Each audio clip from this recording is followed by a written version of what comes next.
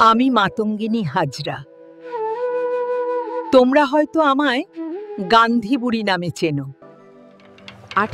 1930 সালে গান্ধীজির অসহযোগ আন্দোলনের ডাক এলো। ব্রিটিশ পুলিশ আমাদের থামাতে লাঠি চালায়, কিন্তু আমি থামিনি, ছুটে এগিয়ে যাই। ইংরেজ ভারত ছাড়ো! কিন্তু শরীর নয়, দেশের প্রতি ভালোবাসাই ছিল আমার শক্তি। যখন সশস্ত্র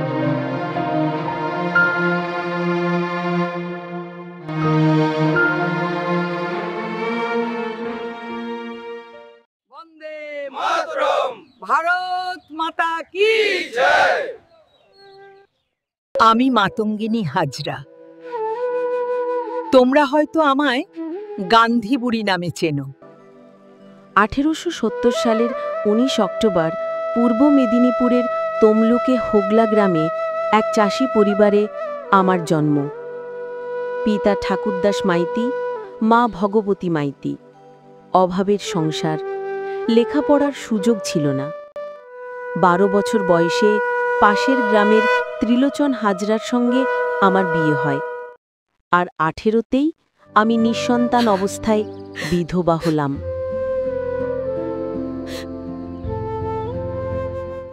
চারপাশে তখন ব্রিটিশ শাসনের বিষাক্ত শৃঙ্খল দেশের মাটি থেকে মানুষের নিঃশ্বাস পর্যন্ত যেন বেঁধে ফেলেছিল। তারপর থেকেই নিজের জীবনের নিজের কাঁধে তুলে নিই। আমি বুঝে গিয়েছিলাম, নারী বলি দুর্বল নই সে। আমিও পারি, আমি লড়তে পারি।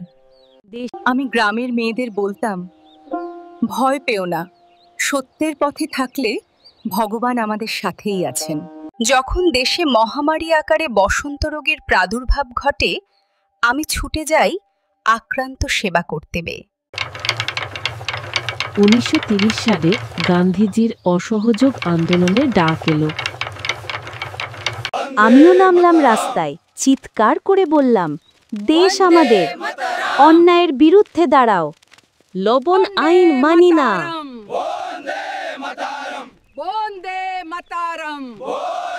ব্রিটিশ পুলিশ আমাদের থামাতে লাঠি চালায়, কিন্তু আমি থামিনি, ছুটে এগিয়ে যাই।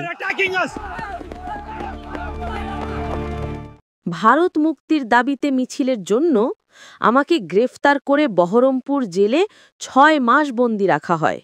1942-এর 29শে সেপ্টেম্বর আমি এখন 72 বছরের এক বৃদ্ধা। ইংরেজ ভারত ছাড়ো! কিন্তু শরীর নয়, দেশের প্রতি ভালোবাসাই ছিল আমার শক্তি। যখন সশস্ত্র ব্রিটিশ পুলিশ মিছিল থামাতে গুলি চালালো, আমি থামিনি, পতাকা শক্ত করে বুকের কাছে ধরেছিলাম। তারপর